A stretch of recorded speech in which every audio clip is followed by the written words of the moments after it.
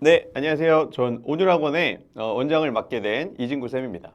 오늘 이 영상을 통해서 예비 고1 학생들 윈터에 학습할 내용에 대한 자세한 좀 소개를 드릴 텐데요.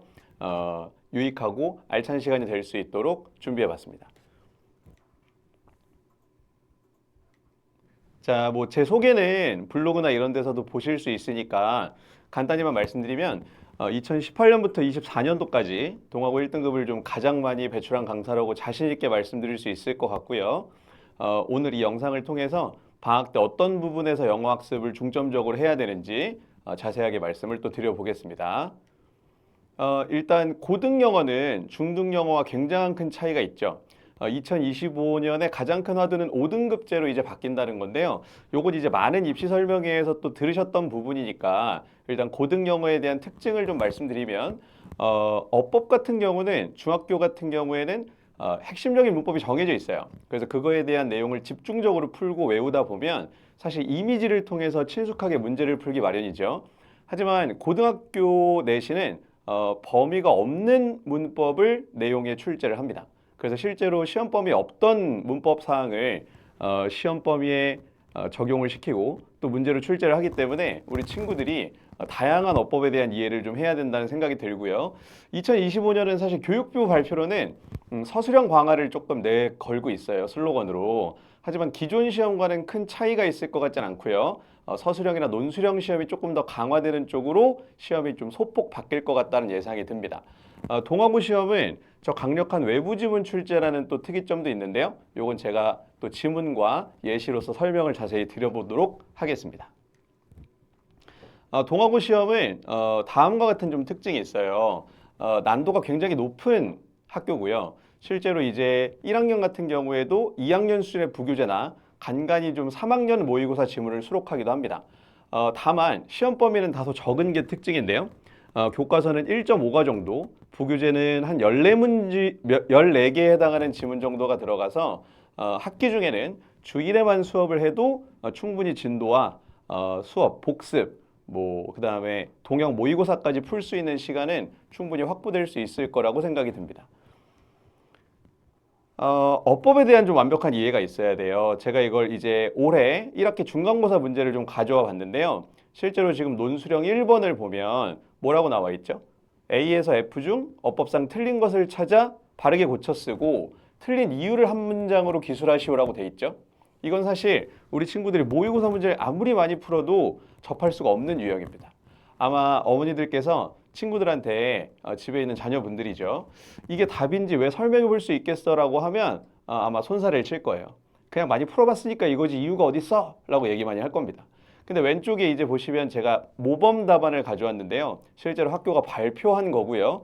저 정도 내용까지는 아니더라도 저것에 준하는 내용 정도는 써줘야 정답으로 인정을 받는다는 얘기예요. 틀린 이유가 2점밖에 안 돼서 별거 아니라고 생각할 수 있지만 올해 사실 1, 2점을 통해서 등급이 확 나뉜 사례가 있었기 때문에 저런 부분들이 오히려 킬러 문항이 될 수 있다는 생각을 해주셔야 됩니다. 자, 그럼 이런 걸 어떻게 대비할 거냐? 제가 이제 방학 때 동아기출 분석서를 풀릴 겁니다. 2021년부터 2024년까지의 논술형, 서술형, 어법 고치기에 해당하는 이 킬러 문항들만 집대성한 문제집인데요. 이건 다른 학원에선 절대 구하실 수가 없을 거예요. 제가 여기다 학교의 전통은 유지된다라고 써 있는데 실제로 2021학년도 2학기 중간 논술형 2번 문제에서 이와 유사한 패턴의 문제가 반복되고 있는 걸 확인할 수 있죠. 그래서 이런 부분을 방학 때 연습을 해둬야 우리가 3월에 학기 중에 내신 대비를 하더라도 또 4월에 중간고사를 보더라도 문제를 겪지 않을 수 있다는 걸 좀 강하게 어필을 좀 드리고 싶고요.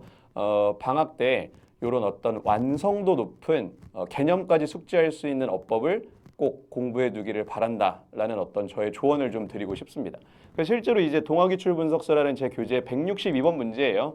총 300제 정도 되니까요. 방학 때 이런 부분들을 통해서 완벽하게 대비할 수 있다라는 생각을 해주시면 될 것 같습니다. 넘어가서요. 올해 시험의 또 특징을 보면 이렇게 한국말로 쓰는 게 많이 나오고 있어요. 아마 논술형 3-2번과 같은 문제가 2025학년도가 되면서 더 강화되고 많이 출제될 문제일 거예요. 지금 보시면 해석뿐만 아니라 글의 내용을 통해서 근거를 한국말로 써야 하죠. 근데 이런 것도 여기 나온 대로 꼼꼼하게 써야지 저 두 가지 중에 한 가지를 빼먹는다면 점수를 인정해주지 않았습니다. 그래서 우리 친구들이 글의 내용을 대충 이해하는 게 아니라 어떤 주장에 대한 근거를 확실하게 찾을 수 있는 정보 찾기 훈련을 충분히 해야 된다라는 말씀을 드리고요. 이런 부분까지 완벽하게 학습할 수 있는 게 방학 동안 우리가 다룰 동화기출 분석서다 라고 말씀을 드릴 수 있을 것 같아요. 그리고 이제 예고 없이 출제되는 외부 지문들이 있어요. 지금 여기 밑에 달려있는 단어들을 보면 굉장히 지문이 길고 어려울 거다라는 걸 알 수 있죠. 이건 실제로 학교 시험에서 다루지도 않았고 수업 시간에 언급하지도 않은 지문입니다. 그러니까 시험 범위에 포함되지 않은 지문이 이렇게 길고 어려운 수로 출제가 돼요. 게다가 이걸 서술형으로 써야 되는데 해석이 없죠. 문맥을 보고 저기 있는 말들을 잘 나열해야 돼요. 그리고 어법상 고치기도 나옵니다. 야, 이거 배운 지문도 아닌데 이걸 평상시에 훈련을 안 해둔다? 저는 절대 적응할 수 없을 거라고 보고 이런 유형의 문제들 때문에 비단 모의고사 점수를 동하고 내신 시험에 직결해서 환산할 수 없다고 생각하는 부분이기도 해요. 그래서 이런 부분에 대한 방학 동안의 학습을 철저하게 해두는 수업이 이루어질 거다라고 말씀을 드릴 수 있을 것 같습니다. 교재는 이렇게 세 가지로 구성이 될 거예요. 그래서 이렇게 왼쪽에 있는 구문 교재랑 가운데에 있는 독해 교재, 가운데 교재는 아마 모의고사와 수능을 중심으로 다루게 되겠죠. 그 다음에 가장 오른쪽에 있는 동화기출 분석서는 동화기출 분석뿐만이 아니라 앞에서 이론에 대한, 어법에 대한 10가지 개념을 완벽하게 정리하고요. 뭐 관계사나 준동사, 분사나 가주어나 가목적어 잇 이렇게 자주 출제되는 패턴 10가지를 완벽하게 학습한 후에 동화기출을 통해 체화하는 학습이다 라고 생각하시면 될 것 같아요. 간단히 말씀드리면 독해는 수능 중심, 그 다음에 어법하고 서술형은 동하고 기출 중심으로 학습을 한다. 이렇게 말씀을 드릴 수 있을 것 같습니다. 저희 이제 온율이 돼서 좀 놀라거나 새롭게 생각하시는 분들이 많을 텐데 가장 최상의 학습 관리를 준비할 수 있도록 저희 조교진과 모든 강사진이 합심해서 준비할 겁니다.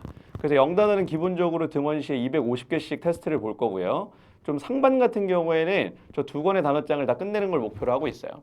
그 다음에 가장 오른쪽에 나와 있는 리포트, 어머니들께서 이렇게 그래프로 아이의 성적 추이를 분석하실 수 있도록 어플을 통해 매주, 매일 아주 초단위로 긴밀하게 소통하도록 하겠습니다. 제가 항상 이 워크북에 달아놓는 문구예요. 자, 그래서 행동을 끝내는 것에 그 행동의 어떤 가치가 놓여 있다라는 건데요. 아이들이 방학 때 학습을 끝마칠 수 있는 어떤 메이트가 될 수 있도록 옆에서 최선을 다해서 돕도록 하겠습니다. 학습 관련 문의나 시간표는 아래에 있는 번호를 통해서 문의를 주셔도 되고요. 저희하고는 또 블로그가 있으니까 방문해 주시면 자세하게 상담받아 보실 수 있을 것 같습니다. 자, 그러면 감사합니다.